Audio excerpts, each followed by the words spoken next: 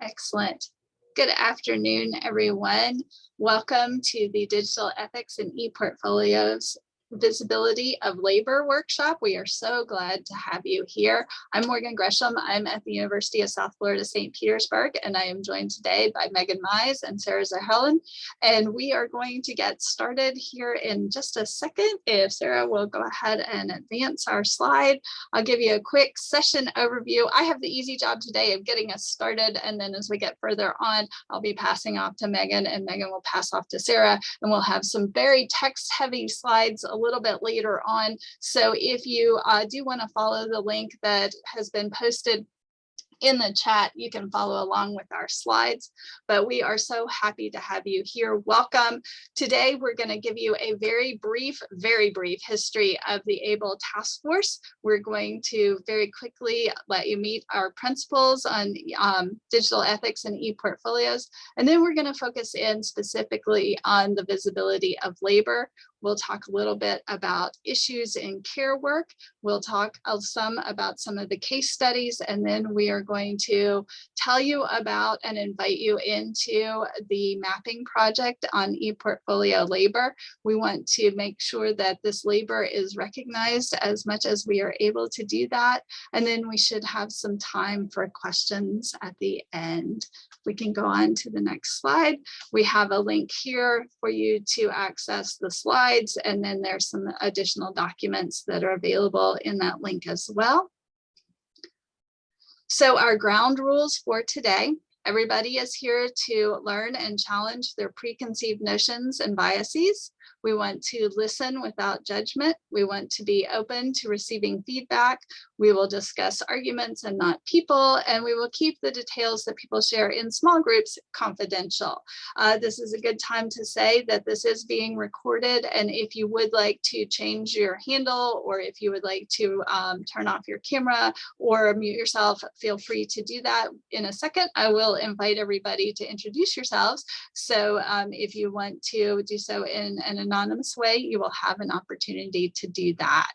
So again, we are so glad that you are here with us on this afternoon, and we would love to have a sense of who all is in the room. So if you would, either in chat or feel free to unmute and introduce yourself verbally. We'd like to know who you are, your name, your institution, why you're here, and how you are connected with ePortfolios. That gives us a chance to get to know you and to tailor our workshop for your specific needs. So at that point, I will hush for a second and give you an opportunity to introduce yourselves.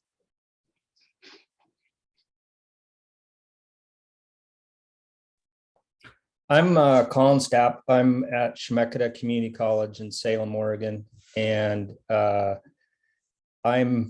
ePortfolio program at our college has really been a grassroots process with some of us. I work in our Center for Academic Innovation, and there's a 6-person faculty team, and so our team has kind of been responsible for getting ePortfolios started, and we work with maybe about 20 different instructors. So it's not an institution-wide, which we're hoping to get it to institution-wide.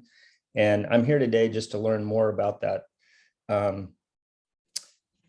the labor and how to work with ePortfolios and share the process and all of that. Thank you. We are glad you're here, Colin. Anyone else want to introduce verbally?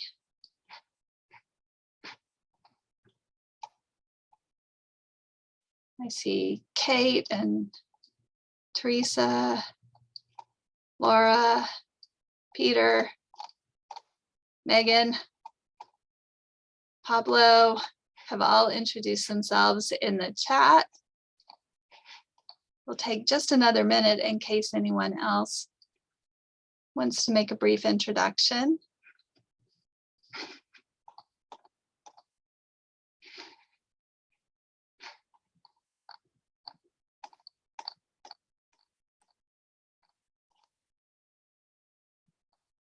I see Stephanie, Elle, Jeff, I feel like I'm playing Magic Mirror. Well, in that case, we will go ahead and we'll get started with the rest of our presentation and then move into some of our activities. So just as a reminder, what are ePortfolios? And these are the 5 C's that of ePortfolio activities that I'm sure you have seen several different places. I got this list from Kathy Yancey, but I know that it has been in circulation in a number of different ways. But 5 activities: create, collect, curate, converse, and connect. And as online environments where learners interact with ideas and with each other and with multiple technologies, ePortfolios are critical spaces for the application of digital ethics. And that's part of what we're here to talk about, is how those digital ethics are moving us forward in our thinking. What are digital ethics? Because ethics refers to the way that groups and individuals relate to, treat, resolve issues with each other. Digital ethics then encompasses how users and participants in online environments interact with each other, the technologies and the platforms used to engage. And so one of the things that we really wanted to make sure that we are aware of is that as we shift into these more and more digital environments, that we are paying attention to all of the different aspects, the different stakeholders involved with not just the portfolio piece, but also the digital piece, that those two help each other, build each other out, and then help us think through the different ways that we can use those means of connecting and showcasing information to share with one another. I think I have one more slide that I then hand off to Megan. So what is the ABLE Digital Ethics Task Force? Megan, if you can get us going from there. Thanks, Morgan. Hi, everyone. I'm Megan Mize at Old Dominion University in Norfolk, Virginia. And what is the ABLE Digital Ethics Task Force? Is a task force that has been committed to addressing those concepts that have often cropped up in multiple efforts to integrate ePortfolios at a variety of institutions. And for about 4 years now, we've been working, this will be our 4th year, I should say.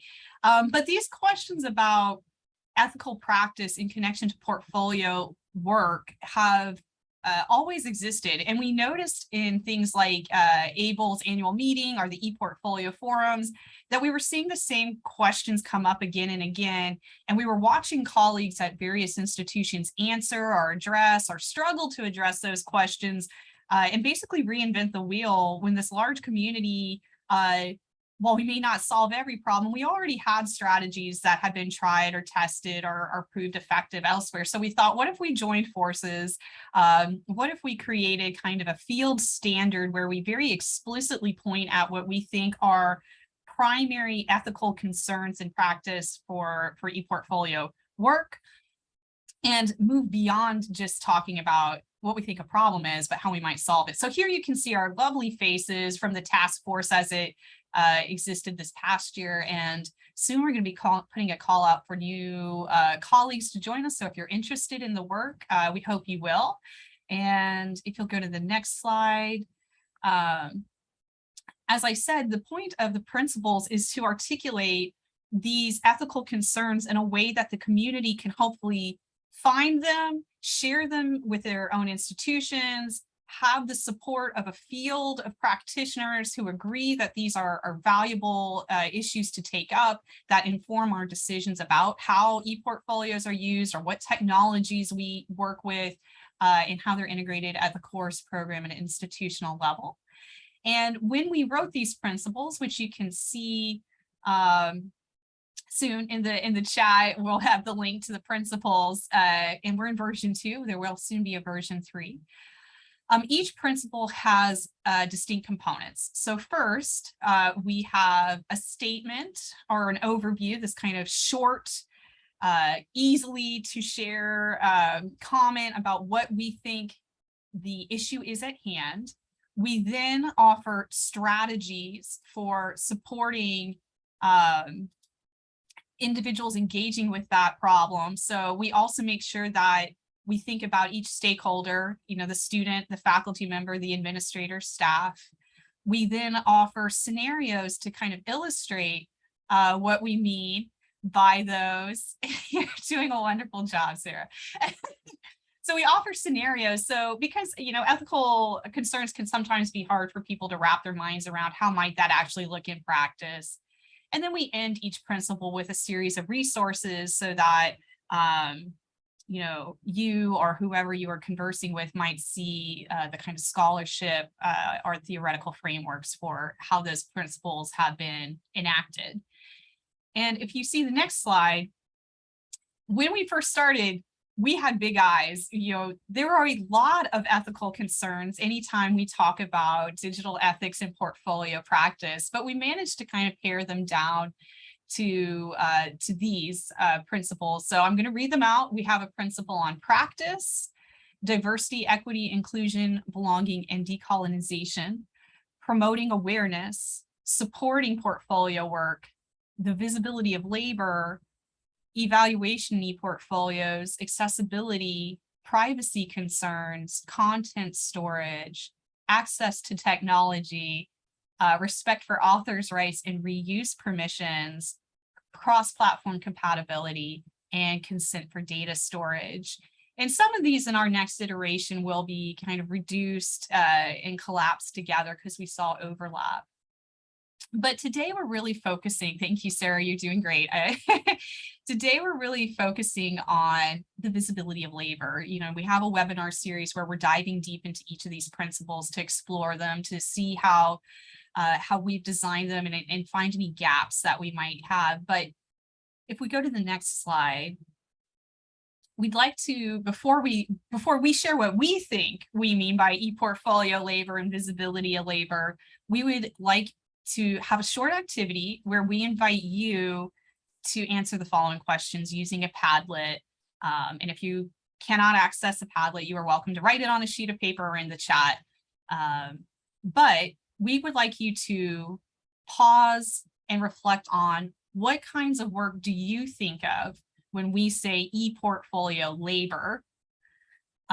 What kinds of actions are often needed in order to effectively implement, support, or advocate for e-portfolios?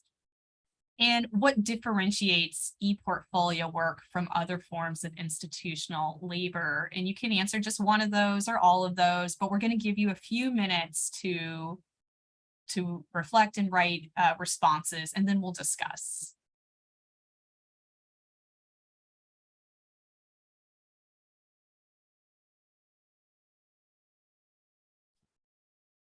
And as you guys wrap up any final comments, I would like to ask for one or two of you to share some of your responses. I can see patterns in our answers, but would someone like to speak to the comments or thoughts they had as they engaged with this exercise?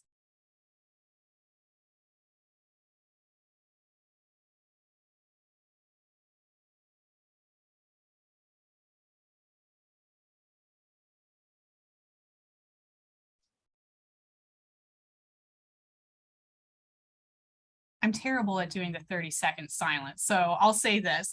I certainly see a lot of people talking about technology support. I see a lot of relationship maintenance and building. Certainly, I would say right now, that is something that is a huge focus for a lot of people as people leave positions in university and new folks are coming in.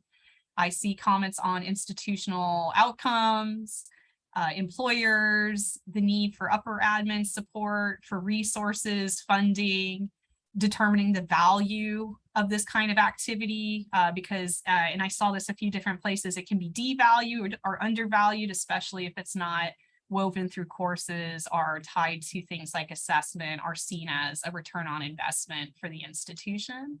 All of that is labor. It's work because you not only have to do it, you have to make that work visible. Morgan, you said something in the chat. Would you like to say that? Sure. So the work seems to happen a lot in cycles. There's a lot of early work to get things implemented, and then it sort of levels out, and then there will be a lot of later work. And I was thinking specifically about the A months and how in the beginning of doing a lot of ePortfolio work, you're spending a lot of time exploring things that never even make it to the implementation stage. And that's really what I was thinking there.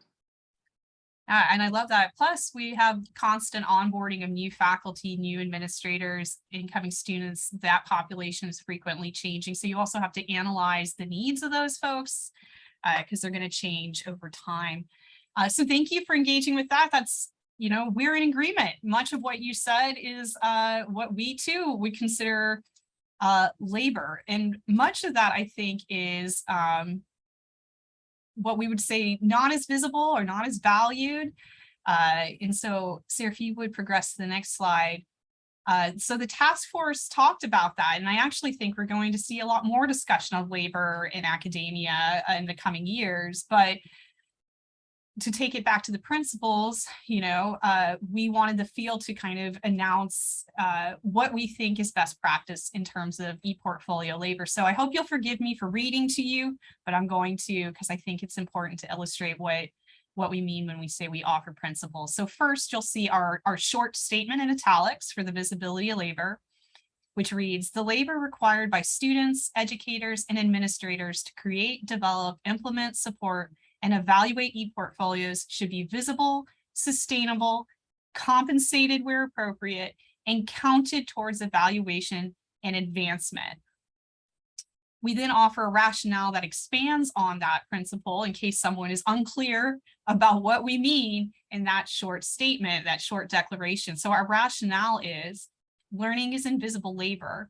Constant shifts in technologies, strategies, rhetorical knowledge, technical skills, genres, and professional expectations require ongoing efforts by all stakeholders. The ability to develop, implement, create, support, and assess ePortfolios requires faculty and staff to have multidisciplinary expertise that should be recognized and rewarded by the institutions in which ePortfolio work takes place. In addition, the intellectual and affective labor and personal risk required of students to learn and employ new platforms, genres, and compositional practices when designing and creating ePortfolios should be recognized and rewarded.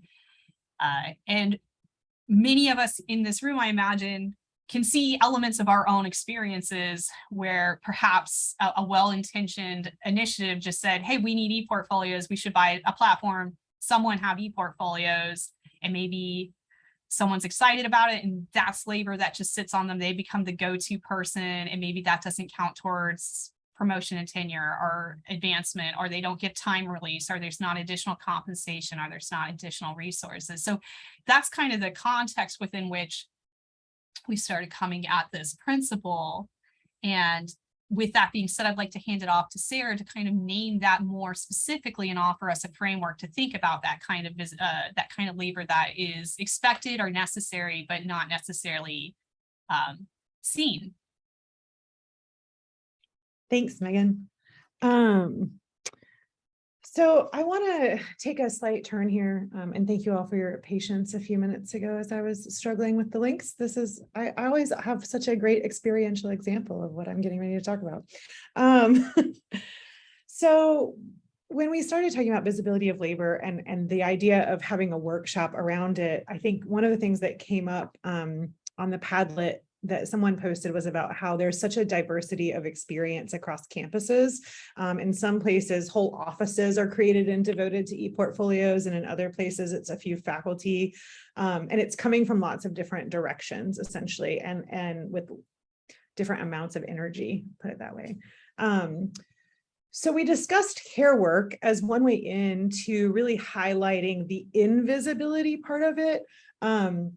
And I don't want to spend too much time getting into kind of the history of care work in rhetoric and composition studies, but there are some really interesting arguments out there about the way that composition work has been feminized, and and treated as service labor, et cetera.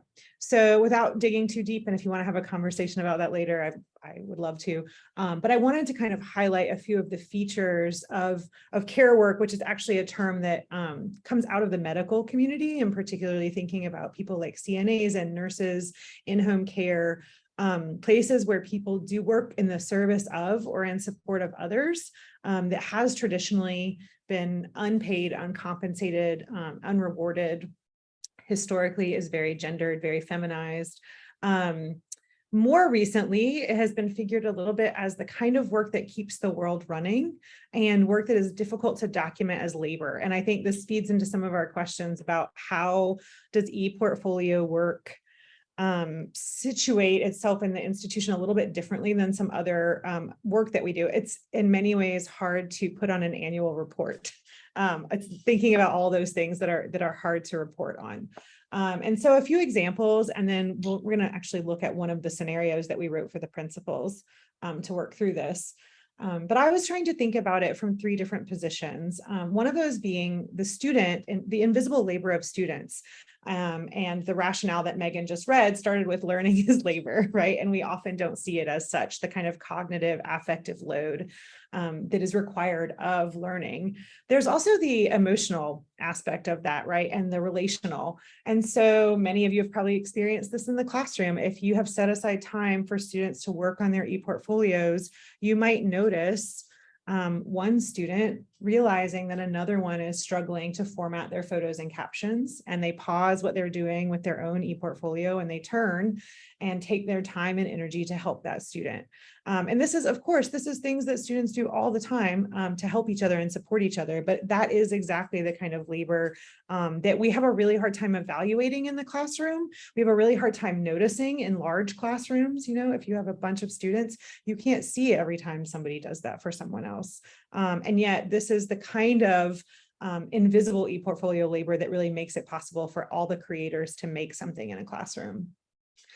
From the educator perspective, and I'm totally stealing this example from a conversation that we had at the Computers and Writing Conference with a faculty member who was talking about the amount of time and effort she has spent over the years talking to her colleagues about privacy and the importance of respecting students' privacy when choosing ePortfolio platforms, right? And not just sort of slapping out an assignment and saying, sure, go make a website or go make an ePortfolio.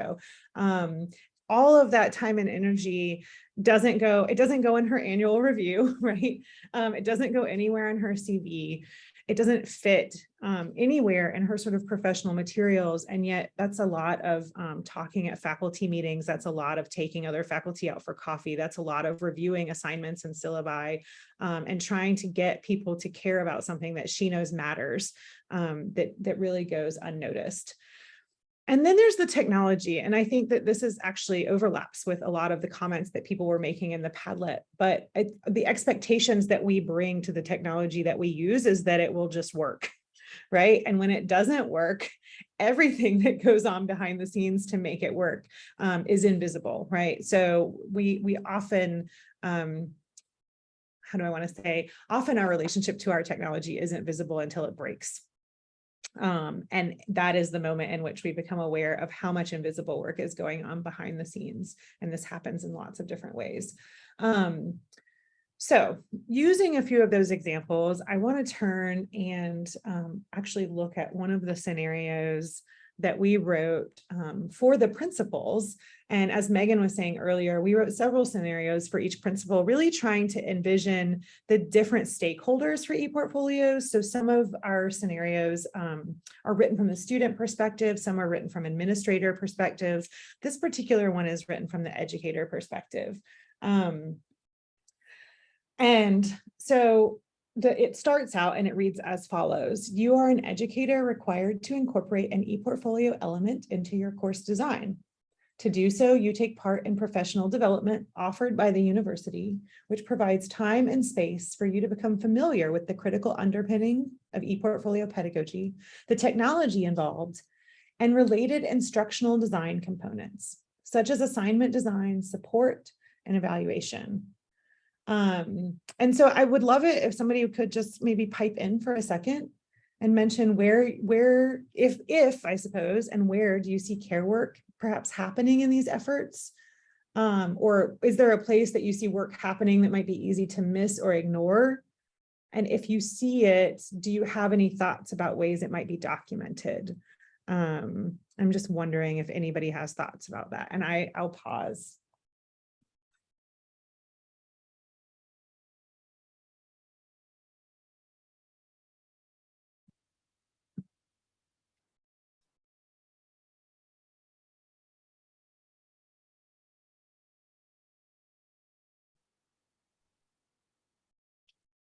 I think about the educator who's going to that event is likely someone who's not being compensated for doing the extra work of trying to be a good teacher.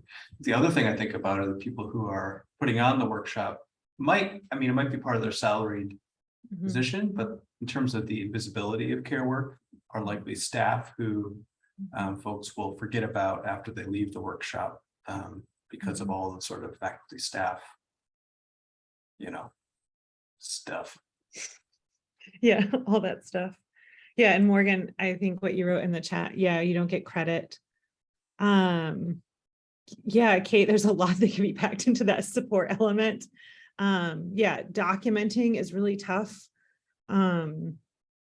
I once tried to track the number of emails that I sent in relation to this when I was coordinating support for a rhetoric and composition program for ePortfolios. And yeah, that was incredibly difficult and incredibly time consuming, right? The tracking of it itself. So I think that's a really important point. Yeah, these are, great comments. Thank you all. So I'm going to share the rest of the scenario. And what we did here was like envision the dream scenario, right? And so this is the rest of it, right? That your institution, if you're in this position, recognizes their additional effort by providing you with a certificate of completion, which your department considers in connection to promotion and other incentives. Furthermore, as you become more confident and proficient in your ePortfolio efforts, your department asks you to mentor educators new to the experience, right? So now they've sort of piled on some additional work, but then they recognize the time and emotional labor this might entail, or you recognize it, and you request that the department compensate you through mechanisms such as stipends or course releases. And this is one of the directions that we're really headed with this principle, which is why we wanted to highlight it, this particular scenario here. We really, as a task force and ABLE as an organization, want to advocate as strongly as we can in whatever forms we can for this kind of support, right? That if faculty are doing this kind of labor, that if staff are doing this kind of labor, that their institutions find ways to support them. And obviously that makes, again, to go back to the idea that there are the ePortfolio implementations are very diverse across institutions. This will look different for different people, but that there are always ways to find appropriate compensation for this kind of labor, and ways to acknowledge that it's happening, and note who is doing it. So we're going to take a pause here. I'm going to go to the next slide and I will leave this up. We said, please take 5 to 10 minutes. But I think that we were kind of worried about running short on time and we have more time here. So I'm going to expand this time a little bit because it's a lot of questions. And when we originally envisioned this, we thought that we might, everybody might not have time to answer all of the questions. And now that I'm looking at our time and I'm thinking, actually, if we took more time, maybe everybody would have a chance to do that. So what if we said like 15 minutes and came back at 1:55, that Eastern time? I know not everybody's on the same time zone, sorry. So we'll take about 15 minutes and I want to give everybody a chance to free write your responses to these. And when we come back, we're going to get in breakout groups. So I will mute myself and leave this up on the screen so you can see it kind of as you're working. Also 15 minutes maybe is a great time to have a little break in between. So if you need to get some water or run to the restroom, this might be a great chance to do that too. And I'll bring us back.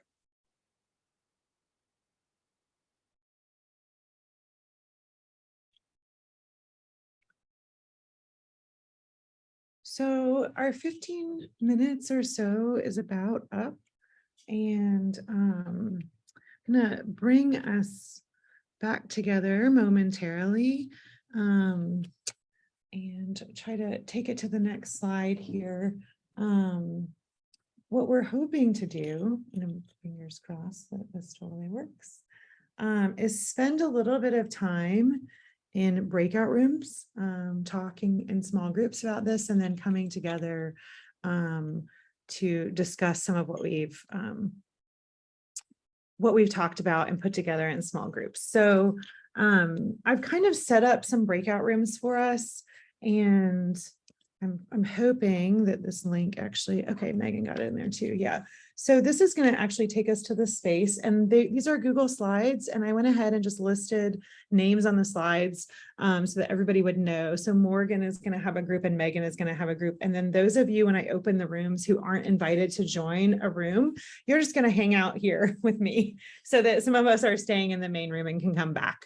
And we'll take about 15 minutes also for this activity to kind of chat through and try to take some notes about what we're talking about. No worries, Pablo. I know timing wise that happens. We really appreciate you coming, and we're hoping through these conversations to generate some material that you might find useful. So you'll get all of our follow-up materials about what we end up talking about. Because like I said before, one of the things that we're really hoping to do is generate ways that we can offer additional support and advocacy for people who are doing this work. So with that in mind, I'm going to go ahead and open our rooms. And again, I'll bring us back in about 15 minutes. I hope you all have great conversations. Welcome back, everyone. Thanks so much. It looks like, are we all back? Sorry. Yes. Yep, all made it back. Awesome. I will close that. And I'm going to turn it over to Morgan to kind of open us up for a large group discussion here. So welcome back from the breakout rooms, everybody. I know that we had a really good discussion in our group, and rather than me giving a quick recap, I wanted to see if either Elle or Colin wanted to sort of recap what we talked about, and then we can open out for a larger discussion from there. Yeah, in our group, we kind of landed on two different things, talking about the blind spots. So Elle mentioned that there's a lot of grants at her school, and there's expected support of e-portfolios that sometimes they aren't aware of or doesn't match what's being promised in a grant. I mentioned that at our institution, our upper administration isn't really aware of the labor involved. And then also getting information on who's using e-portfolios and just the labor involved of tracking that and tracking the number of students that are using e-portfolios, even technical support and questions for instructors, just kind of all those blind spots around the invisible part of that labor. And then the other one was just the tracking for e-portfolio labor. Again, documenting, I was mentioning that each term I try to document just in a Google sheet who I've worked with, who our department has worked with, a number of students maybe that are involved, but there's no consistency in that, and it doesn't take account for people that have been using e-portfolios in their courses for a while and might be self-sufficient. So we may not be aware of those that are still going. And then just thinking about the communication and lack of communication sometimes at our institutions, and knowing are students creating multiple e-portfolios, or are they really adding to one e-portfolio? And at our school, I've mentioned it's not an institution-wide, so I don't know if those students are creating multiple e-portfolios and then landing on a platform too. We don't have a standard platform at our institution. Those are some of the things we talked about. Elle, did I miss anything, or Morgan? That was a great recap, Colin. Thank you. Mhm. Do other groups find that you were having similar kinds of conversations?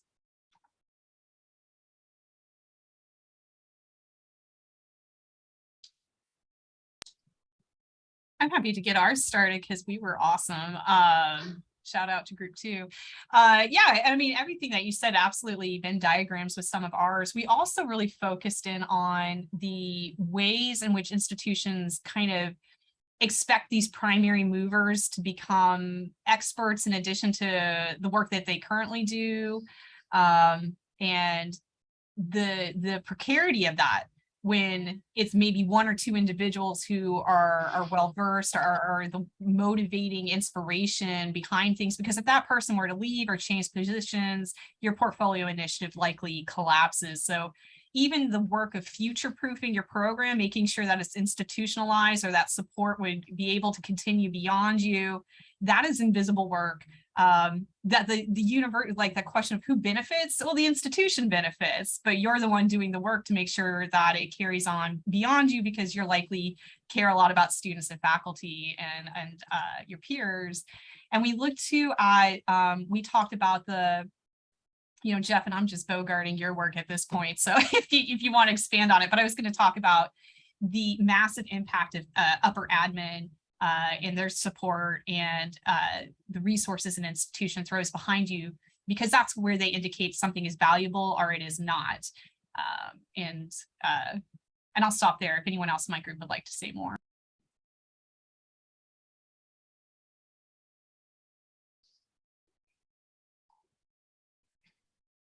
Megan, I think you covered it, our conversation. It's just interesting to hear the pathway that so many different campuses have taken, and yet we have so many things in common in terms of the roadblocks or the road bumps, depending on how you see them.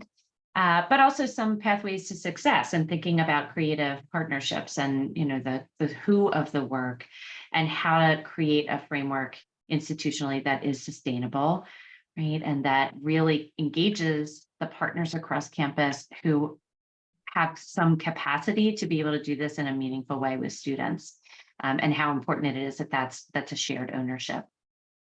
So we're you know, for our part, we're working on it. I don't know if anybody has a great model you want to share that's foolproof. Please contact me. I'd love to talk to you more about how we do it. I'm not saying it's bulletproof at all, but it has been pretty successful on the back of 2 people, one of whom is also in this meeting. But yeah, this was ours was interesting. Like Stephanie said, that we saw so much overlap, but very different contexts. But you know, just the common thread is often a small group asked to do something very large without the institution really understanding what they're asking them to do. So. Yeah, just to piggyback on that really quickly, one of the things Colin said, and I think is so apt, is that this is a workshop that we should be offering to university administrators. And I think if we can figure out a way to do that, we might be better positioned to get some of that support that we're really sort of looking for. I think we have another group that needs to report out. Yeah, Laura, do you want to talk a little bit about? That's us. Yeah, that was me and Laura. Kelly had to run, so it was just us. Yeah. Well, and I think we're in an interesting situation because I'm in week 2 of my position as an e-portfolio specialist. I've been in ed development, but so my perspective of answering these questions, I'm like, well, I'm trying to find them out right now too.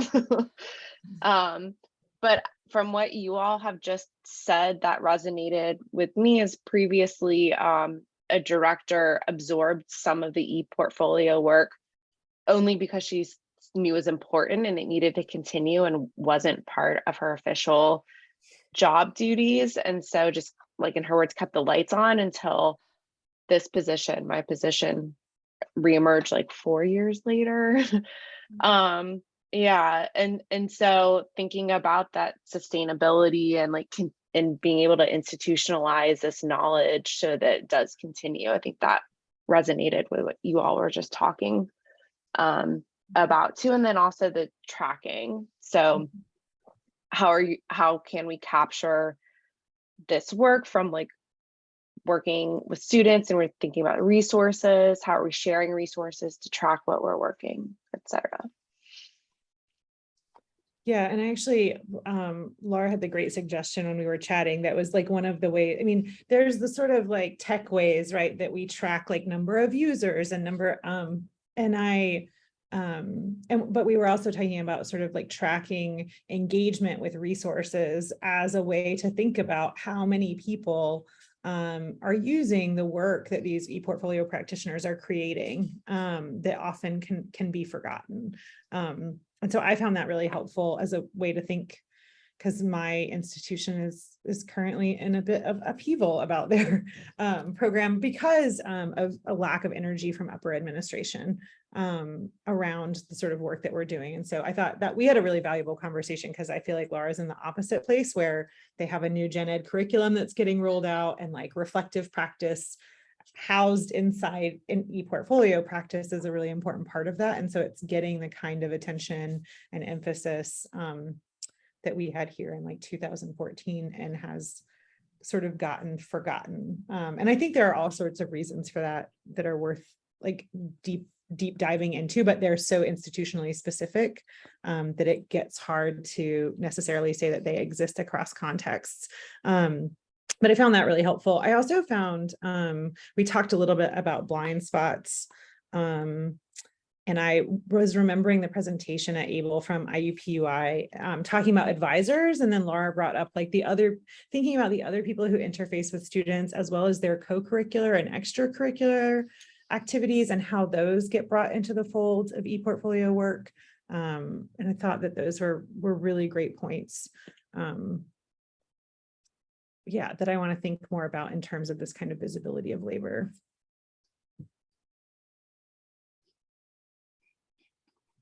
Yeah, in that the blind spot, one thing that we mentioned that I know is being teased out elsewhere too is, you know, where do these programs reside within our institutions? Is it in your CTL? Is it through ITS? Is it through assessment? Is it in a department that's owning it? Does your writing center run it? Is, like in our case, is academic success, but all of those also impact what resources or how it's valued, or even how it's messaged to people about what ePortfolios are and what they do. And they impact choice and networks. So, or does like I know of at least one institution where the assessment office owns ePortfolio work, which is really kind of interesting. So I have a couple of thoughts about the tracking of labor, and as I have seen in a few institutions. One of them was really interesting. It's not so much the tracking, but maybe it's also about division of labor and the setup and the structure altogether, is that they set up everything as teaching teams. So it's you know, you are never one professor teaching the class, you are teaching it along with whomever, you know, who's also helping support. And so almost immediately, you know, if you are the one supporting that faculty member, you are on that teaching, you know, team together. And so all the successes are, you know, automatically, you know, you're receiving that credit, so to speak. So I thought that was sometimes really interesting, because many of you are working tirelessly, helping, you know, 5-10 faculty members setting up their semester, and then sort of got forgotten because, you know, like semester went, and then, you know, like at the end of the day, everyone, you know, celebrated the student success, but then you were nowhere to be found. So there's that. And it actually helps the faculty as well, because they feel like they can get proper support throughout the semester, even though your workload will change depending. And then the other that I thought was really interesting was that it's more of a question that I might have for you than anything. I know that a lot of IT organizations would have ticketing systems for the handling the supports, etc. anyway. And that it's not actually that, at least technically seems not feasible for them to set up a ticket, sort of email ticketing system, or just an extension to say everything that went to ePortfolio@odu.edu automatically goes to Megan and her team and whomever that happens to be helping. It might be student workers and whatnot, but suddenly the tracking of all of that becomes, at least not all tracking, obviously, but some things that some things would be much more easy and automated and maybe recognizable at the minimum that, hey, this is the volume of support we're taking. Sorry, Megan, I guessed it. That was so good. I was like, man, he nailed it. I looked around to see if I had it on the slide randomly. That was so correct. But also, to piggyback off of that, one thing that we've done is worked with our registrar to have a course code. It's EPRT, and any faculty who tell us and confirm for us that they're using portfolios, we can go in and tag their course. The students don't see it. We can just see it and pull. So at the very least, we can talk about approximately how many students are being asked to work with ePortfolios in any given semester, and then break it down into, all the student populations. Sure, Sarah, I'll be happy to talk to you, but I will tell you, it's making friends in the office over there. You're not just going to get the registrar to tack on more things, but they were willing to do it because of some of our strategic plan. Someone referenced that earlier, conversation quality enhancement plan, because of experiential learning and HIPS. But yeah, so that was one strategy we've had as well that I would like to share with you all, and that has been pretty eye-opening. So cookies, yes. Yes. Yeah, one of the things that keeps coming up for me is just how important infrastructure is, and how nice it would be. And I don't think that we're at this place yet as a field, but just a place to crowdsource some of these tips, because I feel like in each of these conversations, I learn a few new things. I love the idea that you can tag a course with an ePortfolio code to be able to sort of track that. I love that you have an email. So it's been one of those spaces where I started off at one smaller institution. Now I'm part of this huge institution.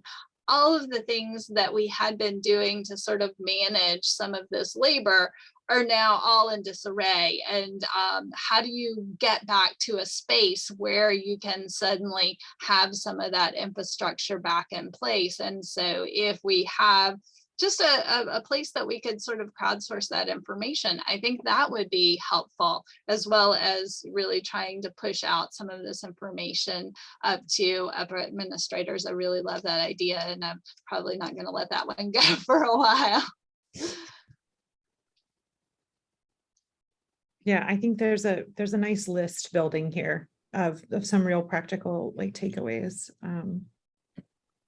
Yeah. Yeah, even to echo Colin's earlier comment about the Google Doc he keeps, Shelly Rodrigo at the University of Arizona actually keeps a running spreadsheet of every email response she has in regards to a particular thing she's supporting. So if it's ePortfolio work, she marks it, so at the end of the semester, she can say, I answered 250 emails about ePortfolios, and it is only a side gig to my main job. And that way she uses it to argue for positions or student roles, things like that, or also things she said no to because she didn't have time or resources. So the university could have had this, but they don't, because that's human labor, and I can't do my normal job. And I thought that was really, that takes a certain level of organization that I don't know that I have, but she does it religiously, and she has gotten student workers a lot of positions that way, because she can show there is that demand for that support. Yeah, that's another great idea. Well, in the name of time, would we like to go to the next slide and talk a little bit about the survey? Yes. Okay, wonderful. Thank you. So one moment, I'm copying that link and dropping it in the chat. So we agree with you all that, I think it sounds like there's a consensus that these are really important things that need to be made visible in multiple ways. And the task force wanted to move beyond just espousing principles and making suggestions. We wanted to put these into action. And so we decided to start with the visibility of labor principle and develop a mapping survey where we might start to accumulate these narratives from across the US and Canada in our first phase in a more intentional way, not just in conversation, but asking people to respond to a survey and then producing reports to kind of give a map of the field as it is now, what are common practices, common resources, common obstacles, and then also offer you all a tool that you might adapt internally for your own institutions if you're trying to map who's doing this kind of work internally. So it's both for the field at large and maybe a tool you might emulate at another level, but it's a research project. And because it's a research project, I hope you will forgive me. I now have to read you the IRB script, but bear with me. I'll try to make it sound good. And we hope you will as ePortfolio practitioners, absolutely everyone here. We want your input to the survey. So the ABLE Digital Ethics Task Force is conducting a research study to better understand and map the labor of ePortfolio work in higher education. This multi-institutional study aims to identify, compile, analyze, and facilitate activity and interest in ePortfolios in higher education by surveying ePortfolio practitioners and related professionals in the US and Canada. The project aims to identify the labor and common practices related to ePortfolio work in order to define an emerging field. Such work allows the ePortfolio community to better prepare new practitioners who may join the field, as well as more effectively advocate for resources and equity of compensation. We're inviting you to participate in the survey because you conduct work on ePortfolios. The survey is anonymous and will take about 20 minutes to complete. And if you have questions about this study, please contact the study's co-principal investigators, Megan Mize and Sarah Zerhelen. If you would like to participate, please follow the link provided in the chat or at the end of this presentation. And if you have questions about your rights as a research participant, you may contact Tansy Vandekar-Burden, the head of ODU's IRB, and the study's co-principal investigators, Megan Mize and Sarah Zerhelen. And you have no pressure to take it, but since this is the labor workshop and you are immersed in talking about labor, we were hoping we might give you a few minutes to begin the survey and try to go through it. And if you don't want to give feedback or you don't want to give answers, at the very least, you can see the kinds of questions that we are invested in and are asking you all. So with that said, and with that IRB read to you so eloquently, we would like to give you about what, 10, 15 minutes, Sarah, to look through the survey? And Jeff, yes, the answer to that question. We absolutely would love that if you would send that out.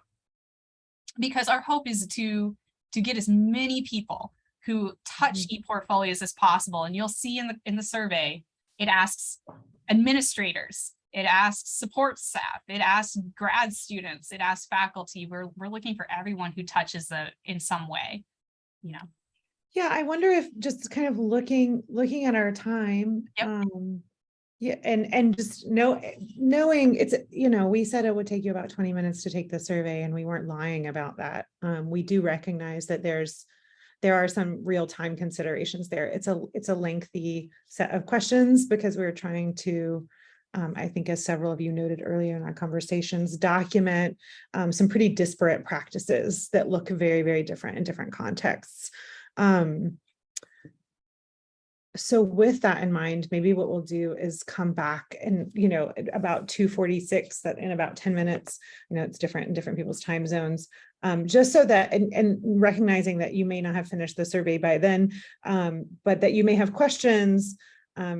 We also want to be able to share out our information about joining the task force. So we'll take just a few minutes and acknowledge that we want to try to give you until 3 o'clock, but we want to show you a couple other things and make sure we have time to answer questions.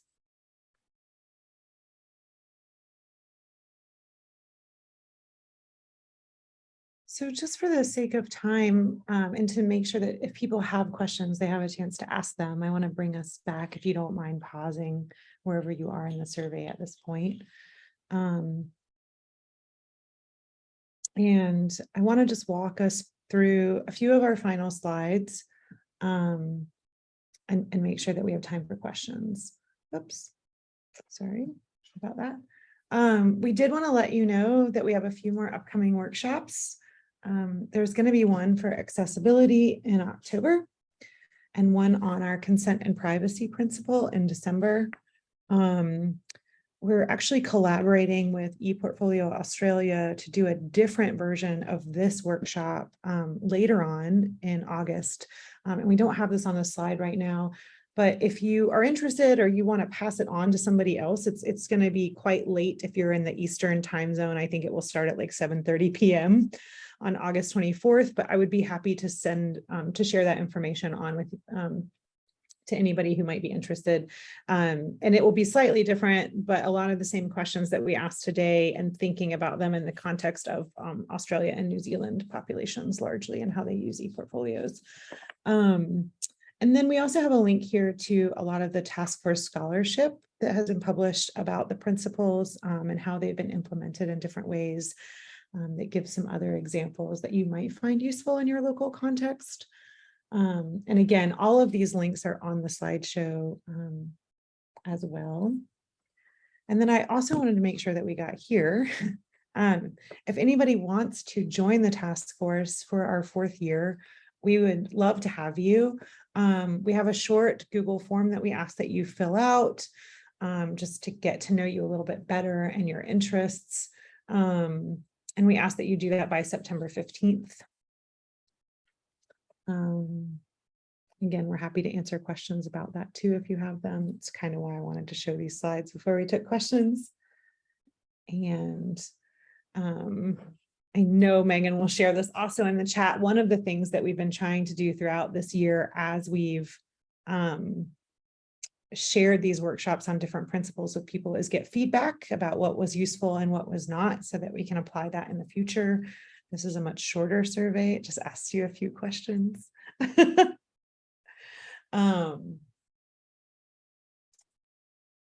And then, yeah, we kind of just would like to open it up now to any questions you might have. Anything else we need to kind of chat about while you're working your way through the survey? You just mentioned in the chat that the registration isn't live for those other ones yet, but I think Christina might push them live after this one. Okay. So if you don't already, please follow Able's social media or join the listserv, and they will push that information out. But accessibility and privacy are certainly ethical concerns in relation to ePortfolio work that I look forward to learning from other people more about, because that's something that we need to be able to face head on. And as a community, we can do that a bit better, I think, than asking individuals alone to work through that. All right, I want to thank all of you for joining us today. If you have questions, please feel free to hang out and ask them and chat about them. We'll hang out here for a few more minutes, but I also want to give you a chance to turn your attention back to the survey if you need to do that. Thank you all again. Thank you for all the great ideas. I particularly love that crowdsourcing of strategies and asking Able to help facilitate and share that out. Because, you know, as we said at the top of the workshop, we don't just want to point at problems, we want to share solutions that all of us can benefit from and modulate in our local context. And if you do complete the survey, which I hope you will, someone asked me in a side chat, it is, we have every intention of publishing a report based on those trends and that data that we see. And our hope is that you can then take that back to your institution and use that to support any advocacy you have for resources or common strategies in the field for implementing ePortfolios effectively. So yes, and if you want to talk to any of us, as Sarah has up on the screen, please just email us. None of us disappear into the ether, and we are just really excited to talk to folks about this kind of work, share our experiences.